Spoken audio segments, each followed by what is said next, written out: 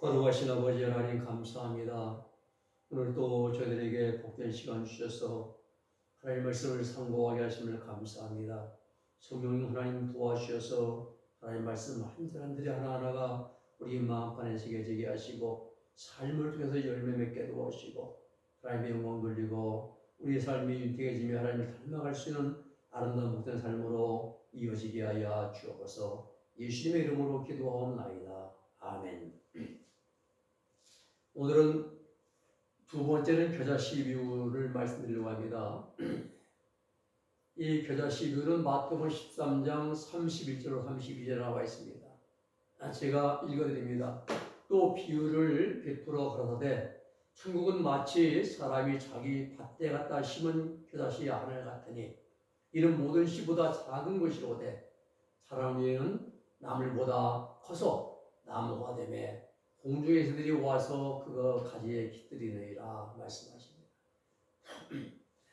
이 겨자씨 비유는 하나님께서 예수 그리스도를 통해서 천국에 들어갈 성도들을 부르시고 양육하는 목양 사업에 대한 계획을 선명하게 보여줍니다.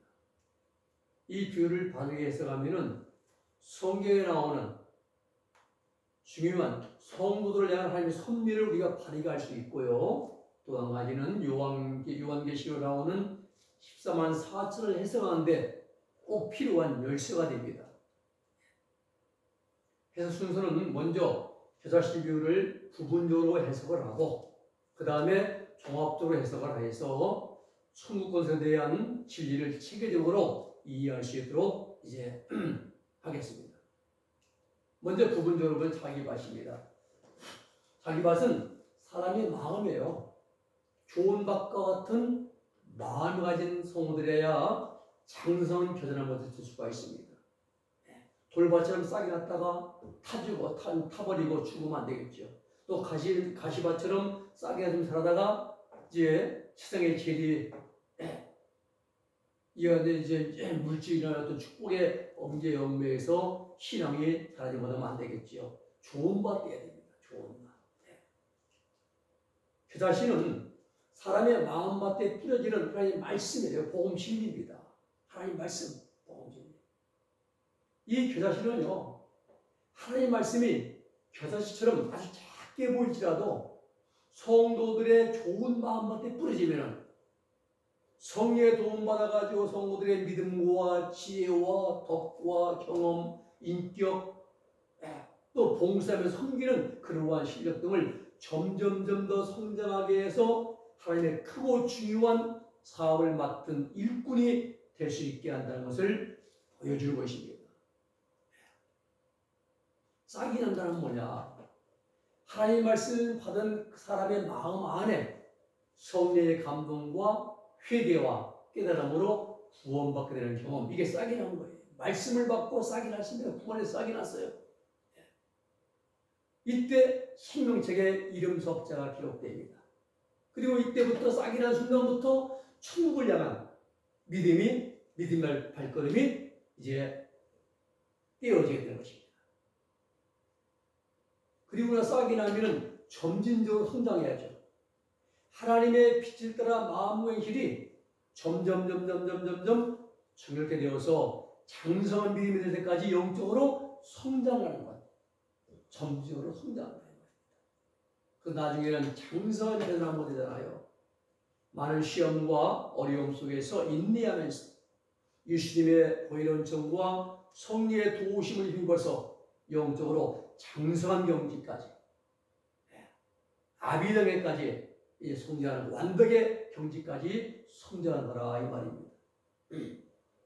아브라함이 99세 때에 이게 장성한 나무 되고 175세까지 계속 성장했잖아요.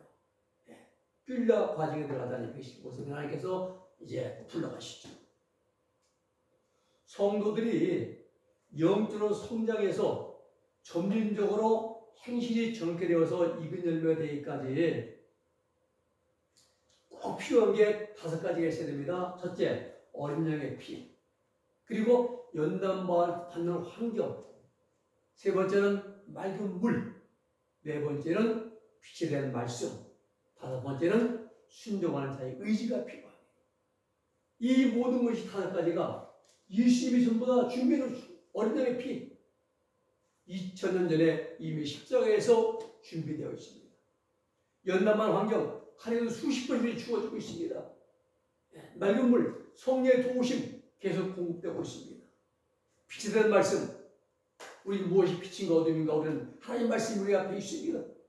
중요한 건 순종하는 의지예요. 자유의지. 내가 스스로 그 말씀 순종해야 되는 거예요. 구원받은 성도는 하나님께서 정해놓으신 광야길을 통과하면서 양심과 지성, 감정과 의지, 말과의 행동, 그리고 모든 행실과 생활 전체가 점진적으로 정결하게 돼야만 장성한 믿음을 가진 성도들을 갈 수 있습니다. 양심이 밝아지고 지성이 깨달아지고 감정을 이제 쬐볍게 사랑하고 의지는 순종하고 말은 순화되어지고 행동은 이제 겸손하고 행실 어디든 본받을 만하고 생활 전체가 말입니다. 그래야 장성한 믿음을 가진 성도가 될 수 있습니다. 장성한 겨자나무는 믿음의 발걸음이 시작될 때부터, 즉 싹이 날 때 구원만 순간부터 점진적으로 성장해서 높은 경지의 믿음, 곧 장성한 믿음을 가진 성도를 상징하는 것이 장성한 겨자나무입니다. 요한일서 2장 14절 말씀 보면은 아이 단계, 청년 단계, 아비 단계가 있어요. 아이들아, 아비들, 청년들아, 아비들 나오죠? 세 단계로 사도 요한은 구분했습니다. 그리고 공중에 새가 깃드는 것은요, 장성한 믿음을 가진 하나님의 사역자에게 맡기셔서 양육하게 하신 하나님의 양들, 즉 구원받은 성도들을 이제 공중의 새라 이렇게 비유로 말씀하십니다. 공중의 새들이 장성한 겨자나무에 깃든다는 것은 구원받은 성도들이 장성한 겨자나무, 즉 장성한 믿음을 가진 성도들의 넓은 품속에 들어와서 은혜와 진리를 공급받고 양육받게 되는 걸 말합니다. 그리고 구원을 받고 영적 광야를 통과하는 모든 성도들을 공중의 새라 이렇게 표현했어요. 칼빈, 장로교, 루터교, 또 웨슬레 감리교, 토마스 아퀴나의 천주교, 보면은 사람들의 마음밭, 심령밭에 씨앗이 떨어져서 싹이 났어요. 이 씨앗은 겨자씨, 예수님의 복음 진리입니다. 싹이 났습니다. 싹이 난 건 구원받았다 이 말이에요. 구원, 보혈의 은총으로 구원받았습니다. 그리고 계속 자라가야 됩니다. 성장해야 됩니다. 수분, 비, 바람, 햇빛 연단받으면서 성장한다 이 말입니다. 그리고 계속 성장이라는 이 단계가 마귀와 싸워 이기는 마귀의 세상과 고통에 싸워 이기는 단계입니다. 쭉 자라서 장성한 겨자나무가 됩니다. 장성한 겨자나무. 다 자라서. 그래서 우리가 이 단계를 싹이 나는 단계, 아이 단계, 그리고 자라는 과정이 청년 단계, 그리고 장성한 겨자나무 때 아비 단계, 이렇게 주님은 말씀을 주고 계십니다.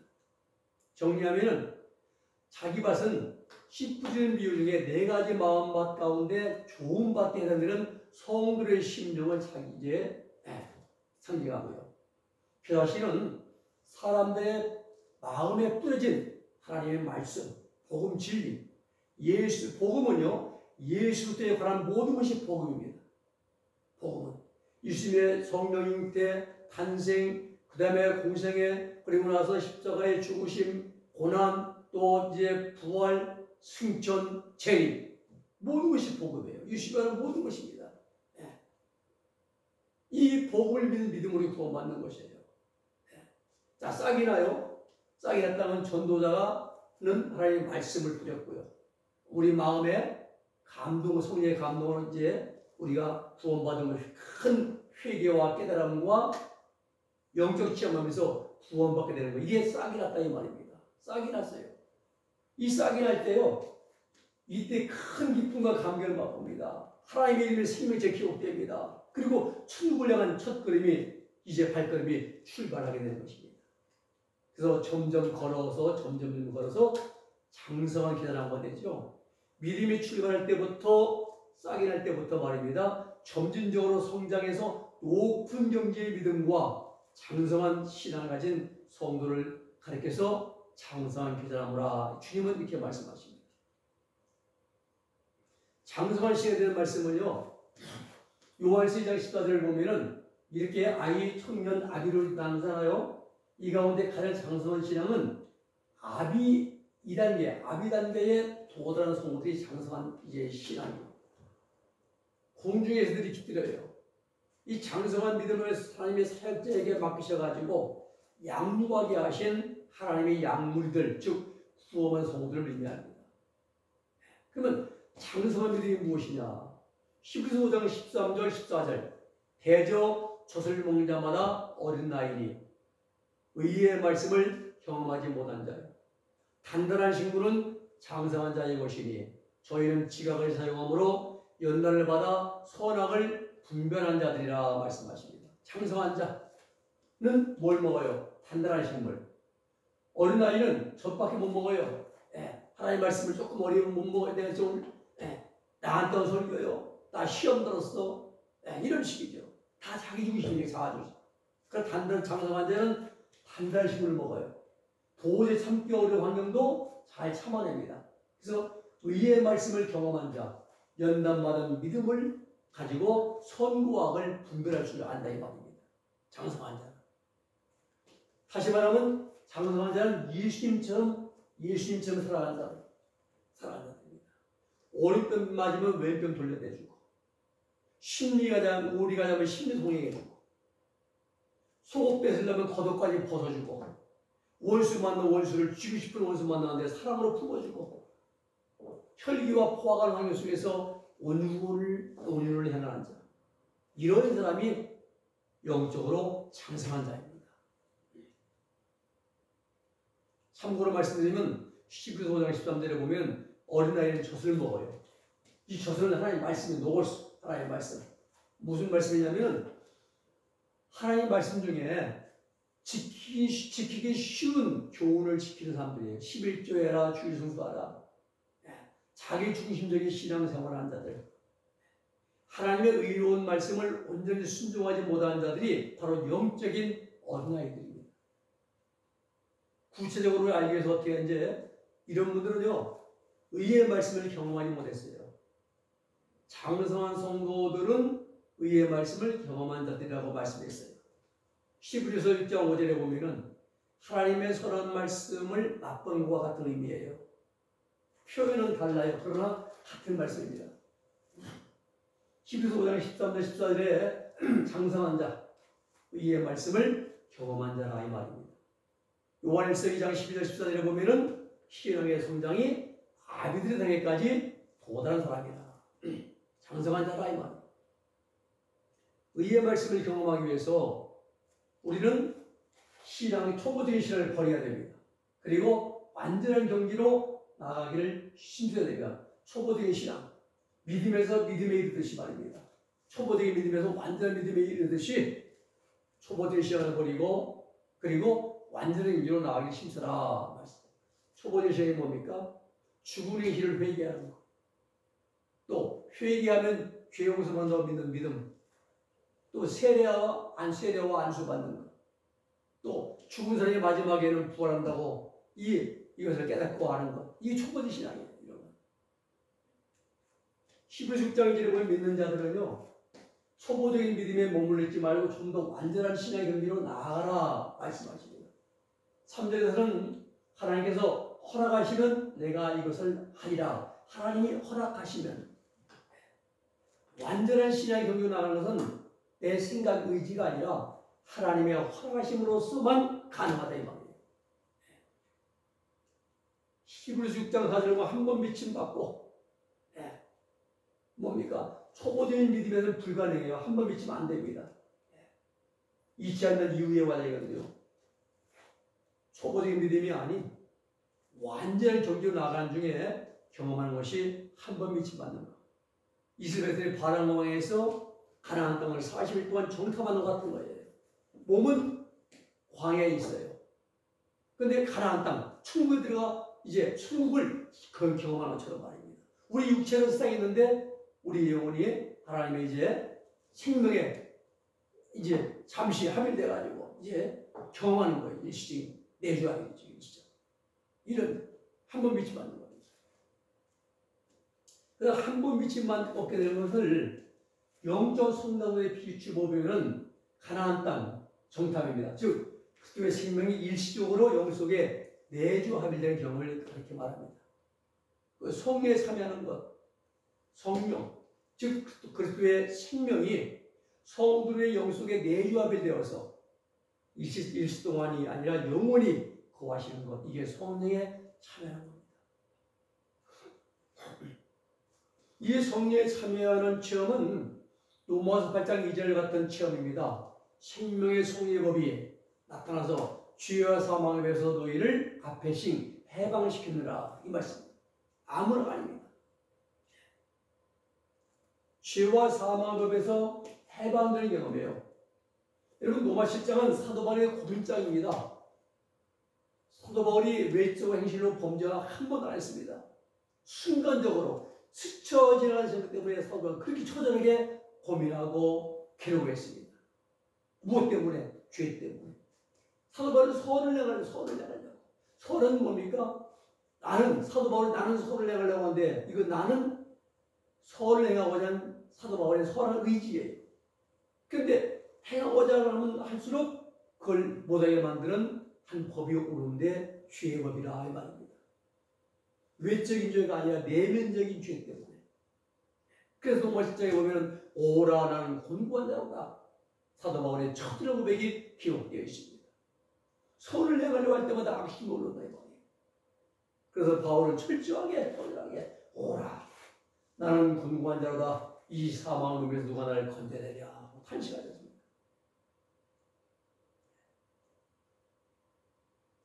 사도 바울이 이러한 처절한 고민이 해결되는 장이 로마서 8장 1절과 2절입니다. 로마 7장은 고민장, 8장은 고민 해결장, 이렇게 우리가 딱 이름을 붙이면 됩니다. 가정 법원 판사들이 가장 싫어하는 성경 말씀은 갈라디아서. 산부인과 기사들이 제일 좋아하는 성경 말씀은 에베소서. 애를 배야죠. 돈 벌으니까요. 여담이고요.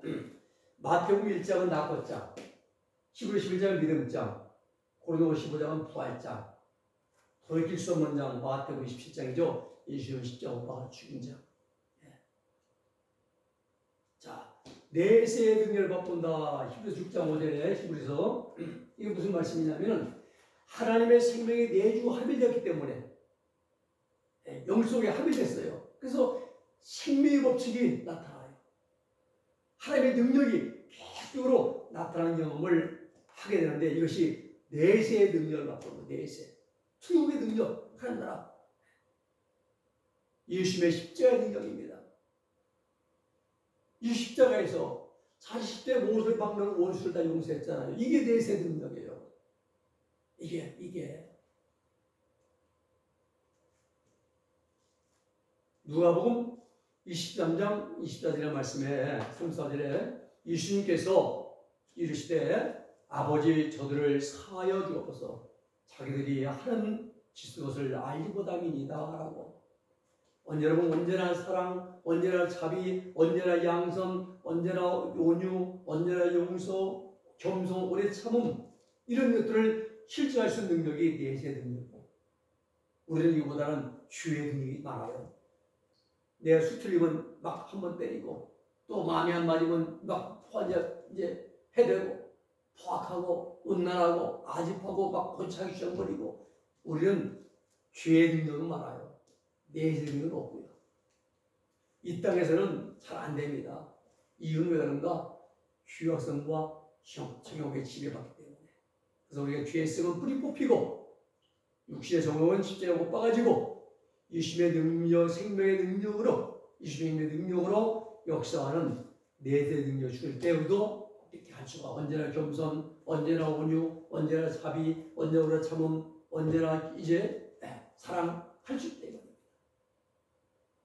그러므로 하나님의 선한 말씀과 내세 능력을 맛보는 것은 뭐냐? 이긴 자들만이 경험하는 것이에요. 이것은 우리는 광야 성도 아직 안 됩니다. 아무리 설교를 잘하고 부에 인도하고 막 수천 명 모아놓고 한데도 이게 안 돼, 이게 안 나, 이런 능력이 안 나가요. 욕설 나가고 말입니다. 반말 나가고 말입니다. 그러면 안 되겠죠. 이런 분들은요, 이긴 자들만이 경험합니다. 내세 능력을. 이래서 이분들을 해서 장성한 믿음을 가진 성도들이다, 이 말씀이에요. 또 한 가지는 연단받아서 선구악을 분별하는 자예요. 이런 분들은. 연단은 광야의 날입니다. 이 광야의 날을 통해서 경험적으로 깨닫고 이제 알게 됩니다. 무엇을? 선과 악, 빛과 어둠, 옳고 그름을 우리는 분별하게 되는 것입니다.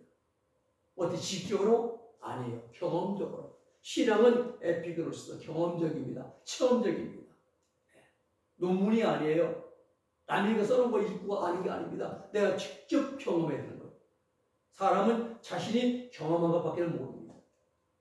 장성한 성도들은요, 광야의 날 통과 다 통과해서 경험적으로 선, 아가도스, 아카쿠, 선과 악을 정확하게 분별하게 된 그리스도의 이긴자일 뿐인 것이에요.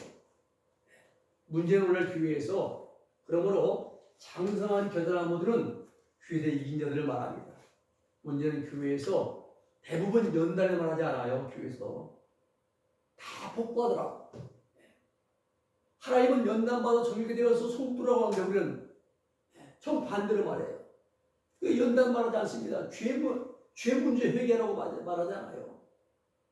삼박자 축복, 오중복음, 이때를 잘 살려면 가르치는 교회에서요. 성경 말씀 정반대하는 거거든요. 성결교회 사중복음이 중생, 성결, 재림, 신유, 이게 네 가지가 성결교회 사중복음인데 여기에 축복을 하나 가지고 오중복음 만들어서 누가요? 아주 듣기 좋죠? 우리가 항상 하나님 말씀대로 살려고 노력해야 됩니다. 하나님의 목양사업을 맡긴 이런 분들에게요, 장성한 겨자나무의 가지에 공중에서들이 깃들인다 이 말입니다. 장성한 믿음을 가진 사역자를 만들어서 그 시대 동안에 많은 성도들을 보호하고 양육하신다는 진리를 비유로 파라볼레, 비유로 말씀하신 겁니다. 이것은 교회 시대 동안에 하나님의 목양 사업에 대한 청사진입니다. 예수님은 12제자, 12그루의 장성한 겨자나무를 만들어 놓으셨어요. 그리고 승천하시기 직전에 베드로에게 내 양을 먹이라. 세 차례 간곡한 당부를 하시고 하나님 보좌로 올라갔습니다. 그리고 제자들은 강하고 담대하게 그것들을 전파했습니다. 결과 하루 한 번에 3,000명, 5,000명이 회개하고 예수님을 인정하는 구원의 큰 역사를 이루게 됩니다. 하나님은 그 시대 동안 천국건설 사업, 구원 사업 프로젝트가 말입니다. 하나님께서 행하시는 하나님께서 그 시대 동안에 14만 4천 그루의 장성한 겨자나무를 만들어서 모든 천국 백성들을 맡겨서 양육하게 하신 겁니다. 그러면 누가 장성한 겨자나무냐? 계시록 3장 10절은 교회의 이긴 자들, 계시록 10장 3절 4절은 교회에서 입맞은 종들, 14장 1절 5절에 보면 입술에 아모모스, 흠이 없고 푸지도스, 거짓말이 없는 자들, 이분들이 바로 장성한 겨자나무입니다. 이분들이 처음 익은 열매들입니다. 처음 익은 열매예요. 계시록 14장 1절 5절에 보면은 4절 5절, 이 사람들은 여자로 더불어 더럽히지 아니하고 정절이 있는 자라, 어린 양이 어디로 인도하는지 따라간 자며 사람 가운데서 구속을 받아서 처음 익은 열매로 하나님과 어린 양에게 속한 자들이 그 입에 거짓말이 없고 흠이 없는 자들이더라. 처음 익은 열매라고 말씀합니다. 야고보 1장 1장 8절 18절에 보면은 그가 그 조물 중에 우리로 한 첫 열매가 되게 하시려고 자기의 뜻을 쫓아 진리의 말씀으로 우리를 낳으셨느니라. 예, 그렇죠. 첫 열매. 그래서 자기의 뜻을 쫓아 진리 알레테이아 진리 예수님의 말씀으로 우리를 새로 만드시고 나가셨다 이 말입니다. 로마서 8장 23절. 이뿐 아니라 또한 우리 곧 성령의 처음 익은 열매를 받은 우리까지도 속으로 간직하여 양녀될 것 몸의 구속을 기다려. 몸의 구속은요, 영적인은 몸의 영적 알려 받고 그리고 육신은 부활의 몸을 입는 것을 몸의 구속이라 말합니다. 성령의 처음 익은 열매. 그러면 두 번째 열매는 누구냐? 14장 계시록 10장 15절에 보면은 또 다른 천사가 성전으로부터 나와 구름이 앉은 이를 향하여 큰 음성으로 외쳐오되 당신의 나서를 휘둘러 거두시오 거둘 때가 이르러 땅에 부시게 익었음이로다 하니 이게 두 번째는 순교자들이에요. 후 4년만 중반에 순교자가 이제 추수가 되는 것이고요. 첫 번째 열매 그리스도의 2000년 동안에 익어진 열매 14만 4천 명이고요. 자, 장성한 나무에 공중의 새가 깃든다는 이 말씀은 뜻은 뭐냐? 칼빈이라는 장성한 겨자나무에 장로교 교인들이 깃들어서 칼빈의 장로교의 교리를 따라서 신앙생활을 하고 영적으로 성장해 나가는 거예요. 웨슬레라는 장성한 겨자나무에 감리교회 성도들이 거기에 깃들어서 양이 되는 것입니다. 12제자라는 그러한 장성한 겨자나무에 초대교회들이 깃들어서 양육이 됐어요. 사도 바울이라는 장성한 겨자나무 1차, 2차, 3차 전도 여행 중에 구업의 성도들 이들이 공중에 새인 것입니다. 루터라는 장성한 겨자나무에 루터교회 교인들이 깃들어 그 교리를 배우고 말씀을 따라 이제 양육되는 것입니다. 토마스 아케피스라는 장성한 겨자나무를 가톨릭 교회의 교인들이 깃들어 양육되는 거라 이 말입니다. 장성한 겨자나무를 하나님이 세우시고 거기에 공중의 새들을 다 해서 깃들이게 만듭니다. 성도들 신뢰 말씀드리겠습니다.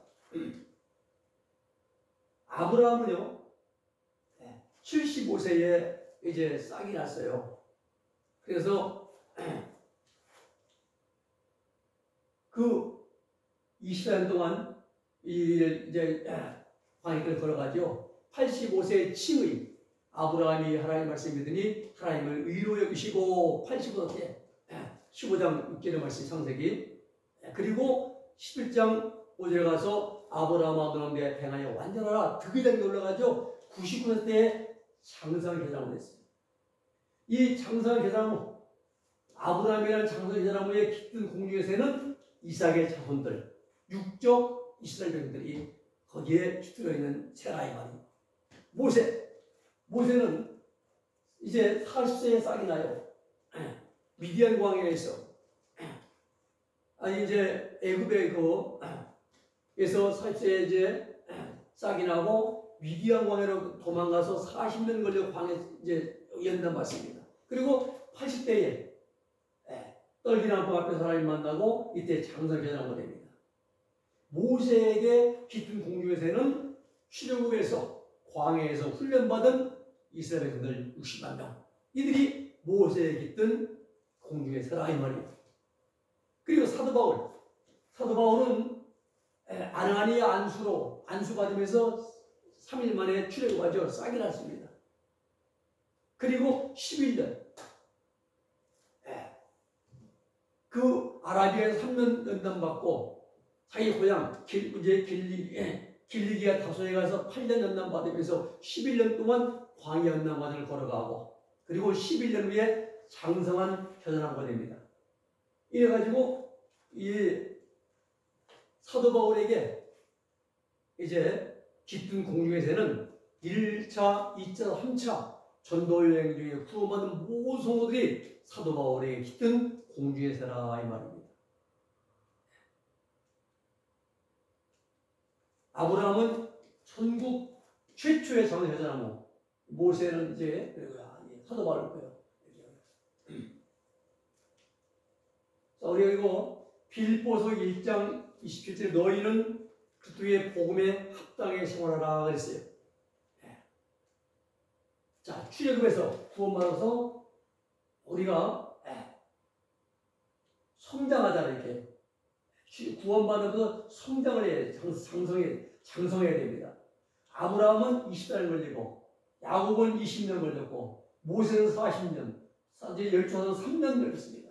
그리고 바울은 11년, 워치만니는 15년, 루터는 24년, 칼빈은 15년, 그리고 요한일서는 35년 걸렸습니다. 이 광야 연단 과정은 구원받아서 장성한 자가 되기까지 이렇게 이 기간이 걸리게 다 다릅니다.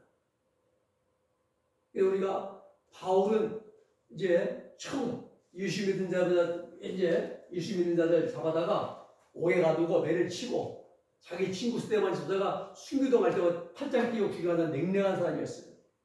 그런데 그런 사람이 이제 변화되어서 고린도서 11장 1절에 내가 그리스도를 본받은 것 같이 너희는 나를 본받으라. 여기까지 성장해야 한다는 거예요. 성장해야 돼. 신앙은 성장입니다. 제자리에 고여 있으면 안 됩니다. 고인 물은 썩습니다. 물은 흘러야 되는 것이죠. 우리는 신앙을 성장해야 됩니다. 기간은 중요하지 않습니다. 하나님께서 필요에 따라서 장성한 믿음을 가진 사역자들을 사용하고자 섭리하시기 때문에 기간이 중요한 건 아니에요. 각 시대마다 또 각 지역마다 하나님께서 장성한 믿음을 가진 성도들을 빨리 키우실 필요가 있을 때는 짧은 기간 동안 예수님은 3년이잖아요. 3년밖에 안 남아서 공생애가. 그래서 저희들 3년에 다 빠르게 이제 장성회장으로 이제 훈련시키고 양육시키고요. 때로는 긴 기간 동안 모세처럼 40년 동안 이제 장성한 계절나무가 되게 하시면서 하나님의 뜻을 이루게도 하신다는 사실입니다. 주목할 것은 12사도가 빠르게 성장할 수밖에 없었던 이유는 뭐냐? 12사도는 소명을 받아서 소명 부르심이잖아요. 불을 줬자 나를 따르라. 소명을 받아 싹이 날 때부터 가족, 친척, 직업 등의 소리를 다 버렸어요. 가족도 버리고 친척, 배, 금을 다 버리고 가장 밝은 빛이 되시는 예수님과 동행하면서 빛된 말씀과 행실을 배우며 철저하게 실제했기 때문에 사도들은 빠르게 성장해야 됩니다. 또 예수님은 공생의 3년 동안 빠르게 성장시켜서 교회의 기초가 되는 장성한 계절나무 12그루를 세우기 위한 하나님의 특별한 섭리가 있었기 때문에 사도들은 3년 만에 이 과정을 이제 걸어갔던 것입니다. 장성한 계절나무가 되지 못한 성도의 목양사에 견해가 있어요. 교사 12호는 장성한 계절나무가 된 성도들 통해서 목양하시겠다는 하나님의 청사진입니다. 근데 문제는 오늘 대부분 목회자들은 저도 마찬가지고요. 장성한 계절나무가 되지 못한 상태의 믿음을 가지고 목회하고 있어요. 그럼 이걸 어떻게 해야 되느냐? 장성한 계절나무 즉 교회적 인자들은 광야 연단을 받아서 마음과 이제 정결하게 되었고 영적 할례 받고 하나님 생명의 내주 합의를 성공하기 때문에 하나님께서 가장 믿음직한 도구들로 사용하시는 사역자들입니다.